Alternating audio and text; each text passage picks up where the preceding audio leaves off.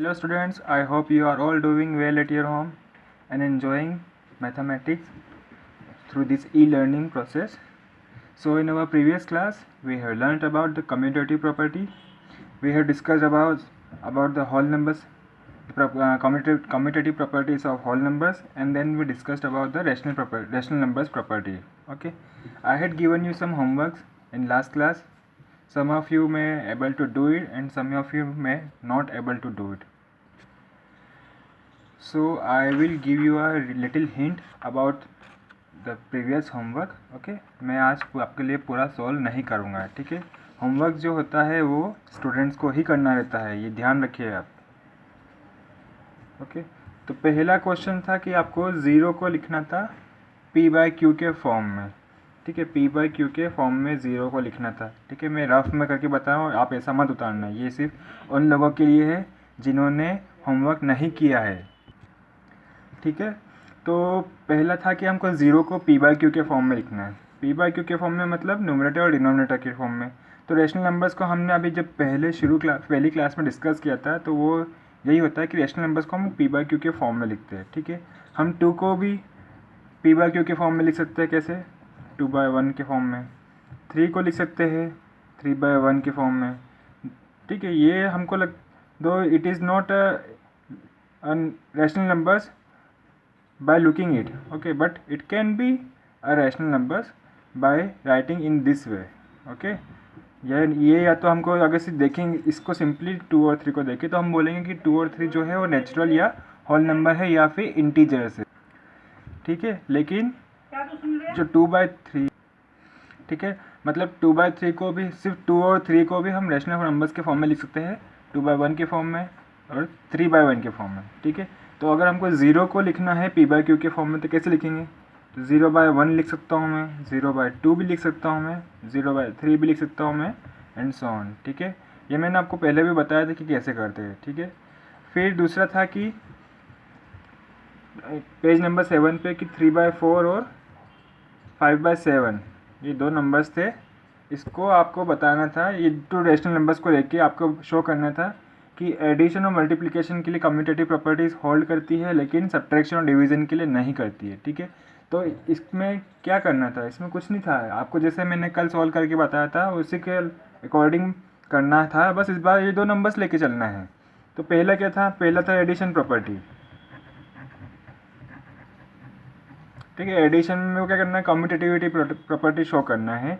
तो पहले क्या करूँगा मैं? 3/4 को प्लस 5/7 को प्लस करता हूँ.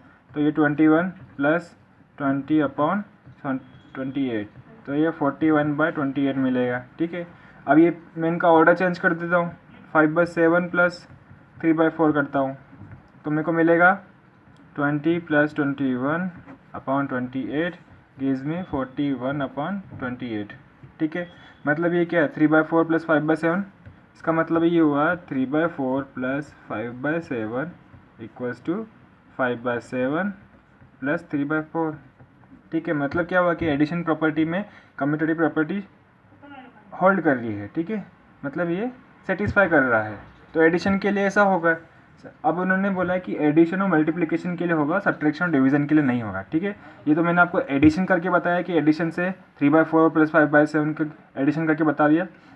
इसी तरह आपको मल्टीप्लिकेशन, डिवीज़न और सब्ट्रैक्शन करना है और बताना है कि ये किसके लिए कम्यूटेटिव प्रॉपर्टी होल्ड करेगा और किसके लिए नहीं करेगा. ठीक है, ये आपके लिए हिंट थी. ठीक है, अब आते हैं हमारे आज के टॉपिक पे. तो आज का टॉपिक क्या है? कल हमने कम्यूटेटिविटी के बारे में पढ़ लिया था. आज हम पढ़ेंगे एसोसिएटिविटी के बारे में. ठीक है, आज का जो हमारा टॉपिक है वो है एसोसिएटिविटी. तो सबसे पहले एसोसिएटिविटी क्या होता है? एसोसिएटिविटी एक प्रॉपर्टी है. इस प्रॉपर्टी में क्या होता है? तो इस प्रॉपर्टी में ये होता है कि अगर मैं कोई से भी 3 नंबर्स को लेता हूँ, ठीक है, सपोज मैंने लिया 1 2 3, ये ऐसा मत लिखना आप कॉपीज़ में. ठीक है, आपको समझाने के लिए. ठीक है, अगर मैं 1 2 3 लेता हूँ और मेरे को इन तीनों को प्लस करना है. ठीक है, तो मैं क्या करूँ?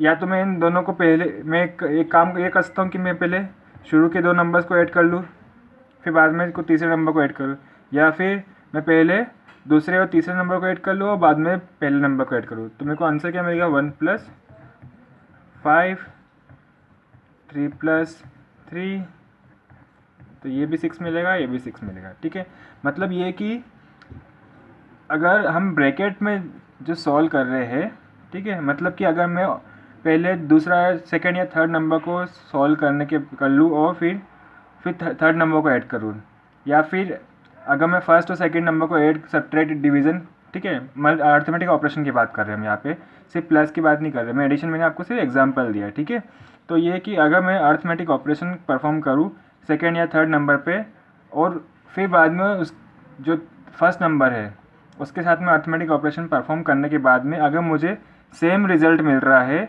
जो कि फर्स्ट सेकेंड नंबर को ऐड सब्ट्रैक्ट या मल्टीप्लिकेशन करने के बाद में मैं तीसरे नंबर को अगर ऐड करता हूँ, ठीक है, और उसका भी रिजल्ट अगर मेरे को सेम मिलता है, तो मैं क्या बोलूँगा कि ये एसोसिएटिव प्रॉपर्टी को होल्ड करता है। ठीक है, मतलब अब मेरे को ये देखना है कि अर्थमेटिक ऑपरेशन जो है एडिशन, सब्ट्रैक्शन, मल्टीप्लिकेशन और डिवीज़न, उसमें जो नंबर्स है, नंबर्स कौन से, integers, whole numbers, natural numbers और रैशनल नंबर्स, इनमें एसोसिएटिव प्रॉपर्टी को होल्ड करेगा कि नहीं करेंगे।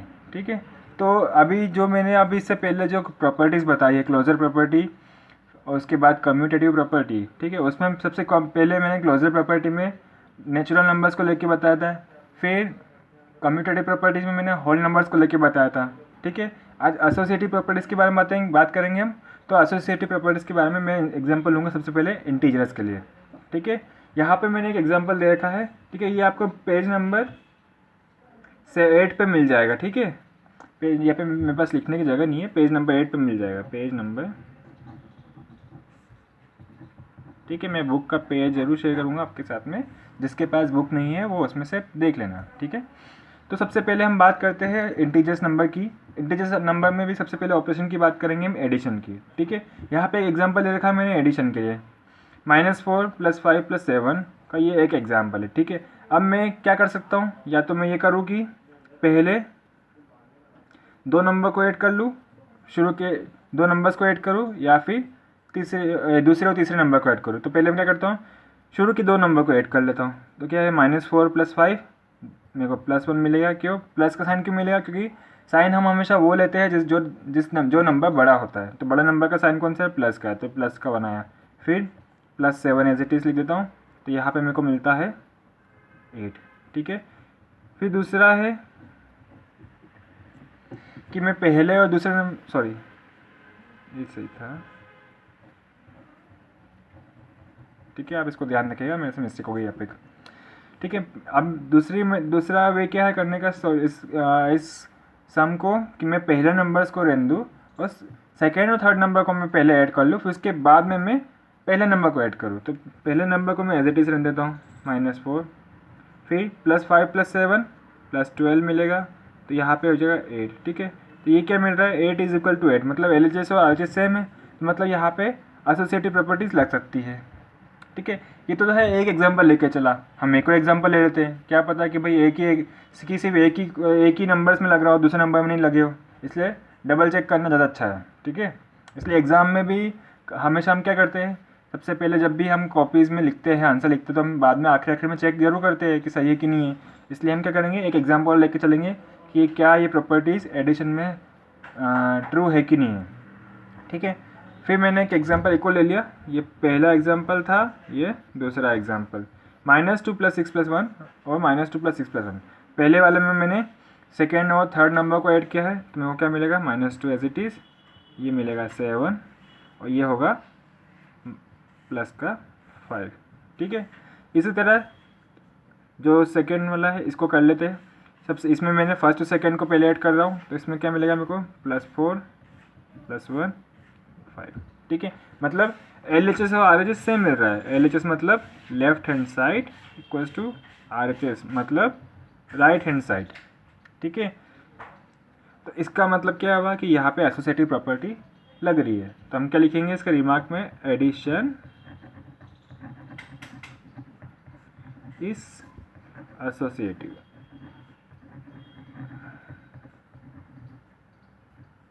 ओके, फिर आता है हमारा सेकेंड, सब्ट्रैक्शन। सब्ट्रैक्शन में मैंने फिर एक एग्जांपल ले रखा है, तो यहाँ पे मैं क्या करता हूँ, मैंने इस बार सेकेंड थर्ड को फिर सब्ट्रैक्ट कर लेता हूँ पहले, तो ये होगा पहला एग्जांपल, ये होगा दूसरा एग्जांपल। तो इसका क्या होगा, 5 minus 4 minus 3 is gives me 1 equals to 4। ठीक है, अब यहाँ पे मैं पहले और दूसरे को पहले सब्ट्रैक्ट करूँगा, उसके बाद में थर्ड को सब्ट्रैक्ट करूँगा, थर्ड नंबर को सब्ट्रैक्ट करूँगा। ठीक है, तो इसको मैं क्या करूँगा, 5 माइनस 4 1 माइनस 3 गिव्स मी -2। तो यहाँ पे क्या है, LHS है मेरे पास 4, RHS में है मेरे पास -2, तो इसका मतलब क्या हुआ, LHS is not equal to RHS। यहाँ पे मेरे पास स्पेस की थोड़ी कमी है, इसलिए मैंने थोड़ा इसको नीचे लिख दिया है। आप जब अपने फेयर कॉपी में से उतारे, ठीक है, तो यहाँ पे इसको नीचे लिख देना, यहाँ पे, ठीक है, यहाँ पे ऐसे LHS is not equal to RHS। ठीक है, इसी तरह इसको हम सेकेंड एग्जांपल देख लेता हूँ मैं। 7 minus 5 gives me 2 minus 1 equals to 1। ठीक है, अब इसमें देख लेता हूँ, 7 minus 5 minus 1 4, 7 minus 4 gives me 3। तो यहाँ पे भी क्या हुआ, इसका ये अगली लाइन में लिखना। ठीक है, LHS not equal to RHS। LHS RHS का मतलब क्या होता है, LHS देखो ये जो है, ये मेरे, अगर मैं देखूंगा यहाँ पे, ये जो मैं हाथ रखता हूँ, ठीक है, और ये पेन रख दिया मैंने बीच में सेंटर में, तो मैं इस पेन के लेफ्ट वाली साइड को क्या बोलूँगा मैं, लेफ्ट हैंड साइड। ठीक है, और इस पेन के राइट वाली साइड को क्या बोलूँगा, राइट हैंड साइड। ठीक है, अब यहाँ पे क्या होता है, पेन की जगह होता है इक्वल साइन। ठीक है, यहाँ पे ये इक्वल साइन होता है, तो इक्वल साइन की जो लेफ्ट में होता है उसको लेफ्ट हैंड साइड बोलते हैं, इक्वल साइन के राइट साइड में जो होता है वो राइट हैंड साइड होता है। ठीक है, अगर दोनों इक्वल होते हैं तो हम लिख देते हैं left hand side equals to right hand side. ठीक है, अगर इक्वल नहीं होता है तो हम क्या लिखते हैं, left hand side is not equal to right hand side. ठीक है, मतलब ये हुआ कि जो सब्ट्रैक्शन ऑपरेशन है उसमें कम्यूटेटिव एसोसिएटिव प्रॉपर्टी होल्ड नहीं कर रही है, तो हम लिखेंगे सब्ट्रैक्शन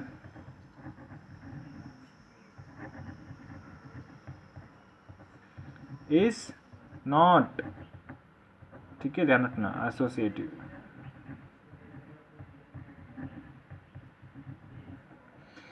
ठीक है, फिर थर्ड जो ऑपरेशन है वो मल्टीप्लिकेशन है। ठीक है, तो सबसे पहले मल्टीप्लिकेशन कर लेता हूँ मैं, 3 multiply by -7 minus 12 -7 minus 2 gives me plus 14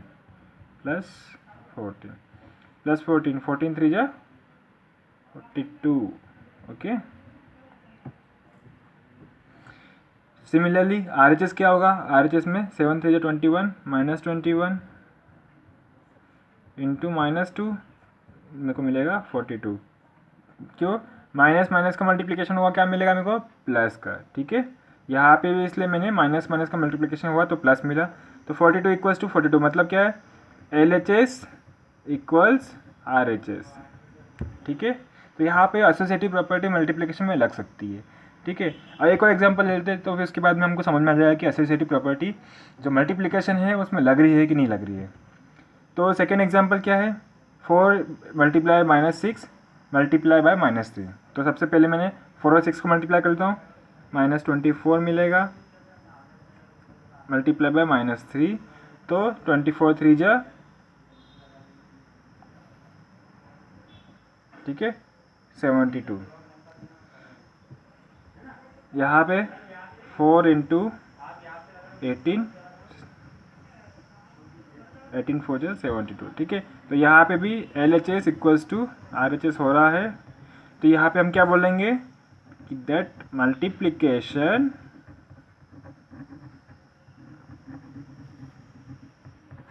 is associative. Okay, then at last we have division.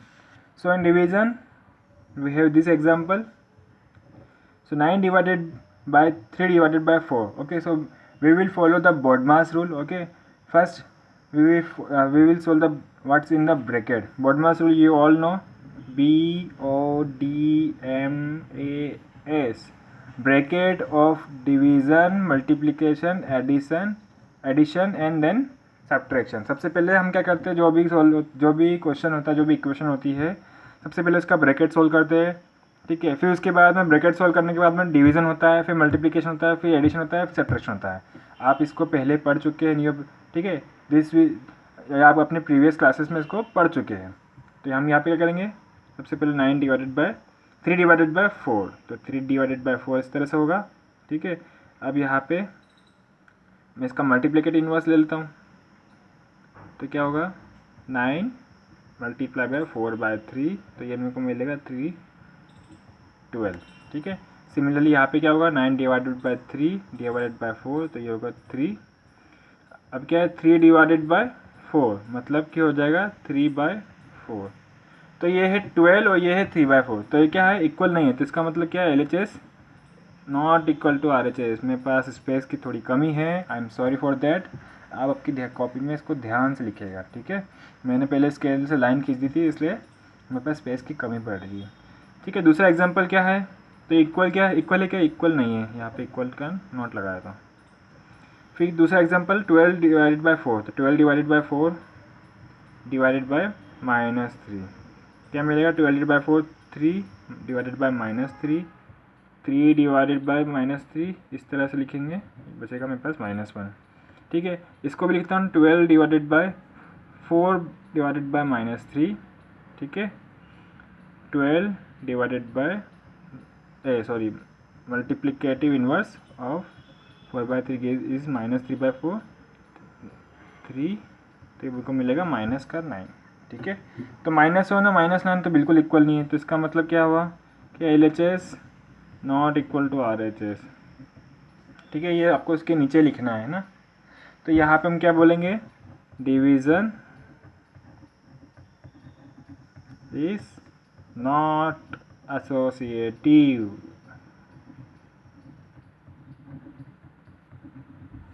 Okay. Then we have rational numbers, ठीक है। ये तो हमारी बात हुई थी इंटीजर्स की, हम पढ़ रहे हैं चैप्टर रैशनल नंबर्स के बारे में। तो अब हमको ये जानना है कि रैशनल नंबर्स में एसोसिएटिव प्रॉपर्टी होल्ड करेगी कि नहीं करेगी, ठीक है। तो सबसे पहले हम ले लेते हैं एडिशन का। यहाँ पे 2 नंबर्स ले रखे हैं मैंने, 3 नंबर्स ले रखे हैं एसोसिएटिव प्रॉपर्टीज देखने के लिए। तो सबसे पहले मैं क्या करूँगा, इन दो को 3 नंबर्स को सबसे पहले के 2 जो नंबर्स है उनको मैं पहले ऐड कर लेता हूँ। तो -2/5 + 1/6, 5 6 का एलसीएम मिलेगा मेरे को 30, -12 + 5, ठीक है, +2/7, this will gives me -7/30, okay, +2/7, ठीक है, कोई दिक्कत। इसको हम एलसीएम लेंगे, इसका एलसीएम लेगा 210 -49 + 60, तो मेरे को मिलेगा 11/210, ठीक है। सिमिलरली इनका ऑर्डर चेंज करने पे, ऑर्डर नहीं बोलना चाहिए, सिमिलरली अब बोलेंगे हम कि सेकेंड और थर्ड को पहले ऐड करने के बाद में फर्स्ट को ऐड करें, तो उसमें क्या आंसर मिलेगा, इनका एलसीएम मेरे को मिलेगा 42, 6 7 42, 7 + 12 -2/5 + 19 42, ओके। इसका एलसीएम मिलेगा 5 2 10, 5 4 20 21, 210 इसका एलसीएम रहेगा, 42 - 2 84, ओके, प्लस 19 5 जा 22 95, ठीक है। तो ये मेरे को मिलेगा 11/210, ठीक है। इसका मतलब क्या हुआ, इसका मतलब यह -2/5 + 1/6, अगर मैं पहले उनको ऐड करने के बाद में अगर 2 + 2/7 को अगर मैं पहले फिर ऐड करता हूँ, ठीक है, या फिर -2/5 को बाद में ऐड करता हूँ 1/6 और 2/7 को ऐड होने के बाद में, मेरे को आंसर दोनों का सेम मिलेगा, ठीक है। इसका मतलब ये हुआ कि LHS = RHS, ठीक है। इसका मतलब ये हुआ addition is associative,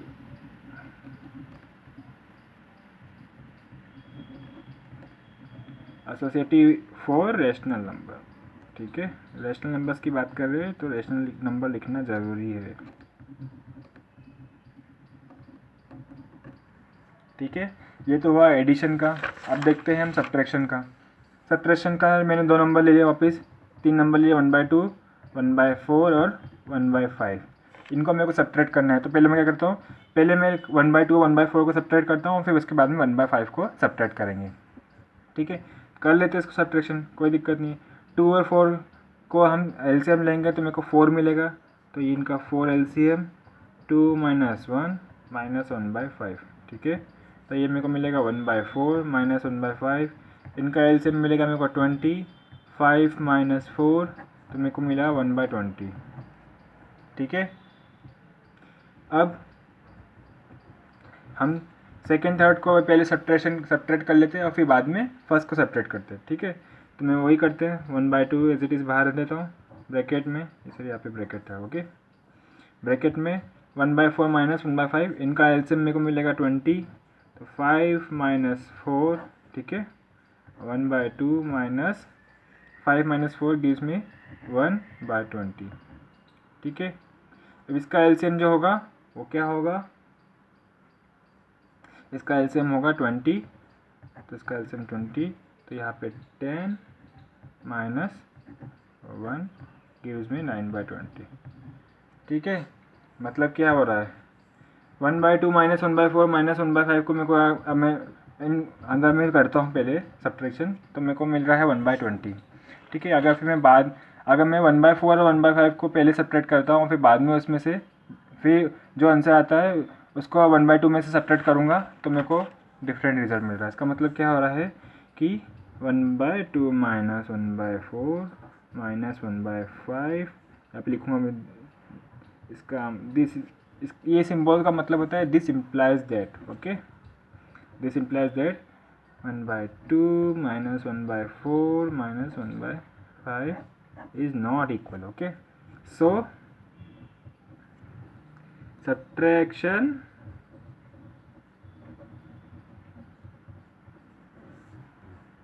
is not okay, जबकि आपको ध्यान में रखने के लिए मैंने कैपिटल में लिखा है और उसको अंडरलाइन करा है। ठीक है, नॉट एसोसिएटिव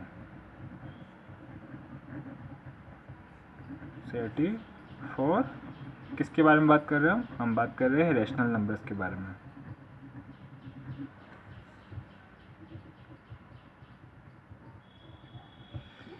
ठीक है, फिर आते हैं हम मल्टीप्लिकेशन पे। ठीक है, तो मैं वापस 3 नंबर्स को लेता हूँ, इस बार मैं लेता हूँ 1/4, 1/7 और 3/5 का। तो एसोसिएटिव प्रॉपर्टीज़ में हम वापस वही करेंगे। सबसे पहले मैं सेकेंड थर्ड का मल्टीप्लिकेशन करता हूँ। ठीक है, 1/4 को मैं बाहर रखता हूँ, ब्रैकेट किया तो मैंने लिया 1/7 का मल्टीप्लिकेशन 3/5 से। ठीक है, 1/7 का मल्टीप्लिकेशन 3/5 से करूँगा तो मैं 3 × 1 तो 3, 7 × 5 इक्वल्स टू 7 × 5 = 35। ठीक है, देन 1/4 मल्टीप्लाई बाय 3/35, तो ये मेरे को मिलेगा 3/140, 140। ओके, ठीक है, सिमिलरली अब हम क्या करेंगे, हम फर्स्ट और सेकंड का पहले मल्टीप्लिकेशन करेंगे, तो मेरे को मिलेगा 1 7 4 = 28 इंटू 3/5, तो मेरे को मिलेगा 3 28 टाइम्स 5 गिव्स मी 140। ओके, तो यहाँ पे हम देखने पे हमको ये दिख रहा है कि 1/4 मल्टीप्लाई करने पे 1/7 3/5 का अगर मैं पहले मल्टीप्लाई करूँगा और फिर बाद में 1/4 से मल्टीप्लिकेशन करता हूँ, या फिर 1/4 का मल्टीप्लिकेशन 1/7 से पहले करके फिर मैं 3/5 के साथ में अगर इसका मल्टीप्लिकेशन करता हूँ, मेरे को आंसर दोनों का सेम मिलता है। ठीक है, तो इसका मतलब क्या हुआ, इसका मतलब हुआ सो multiplication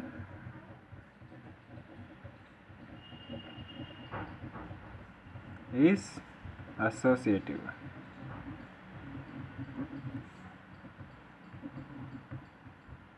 for rational number.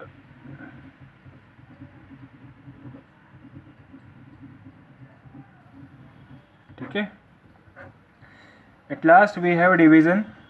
So in division first we will take three numbers, 1 by 2, I am taking 1 by 2, 1 by 4 and last 2 by 5.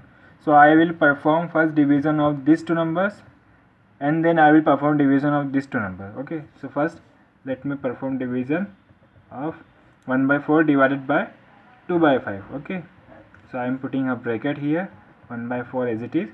So I have to divide 1 by 4 by 2 by 5. Okay, so I can write it also as multiplicative inverse of this number, which is 5 by 2.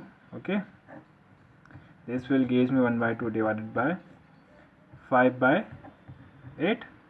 ठीक है, तो ये मेरे को मिलेगा 1 by 2 division हटा के multiplicative inverse, ये 4 टाइम्स कैंसिल हो जाएगा, then we have 4 by 5 as a final answer.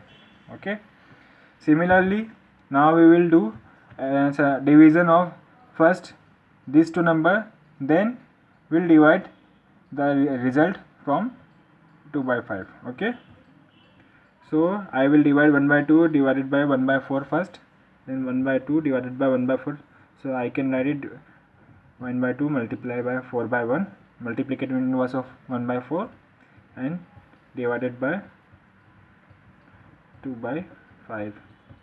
This will gives me 2 divided by 2 by 5 gives me 2 multiplied by 5 by 2. Answer is 5. This implies that 1 by 2 divided by 1 by 4 divided by 2 by 5 is not equal to 1 by 2 divided by 1 by 4 then divided it by 2 by 5. Okay, इसका मतलब क्या हुआ? इसका मतलब ये हुआ कि division is not associative.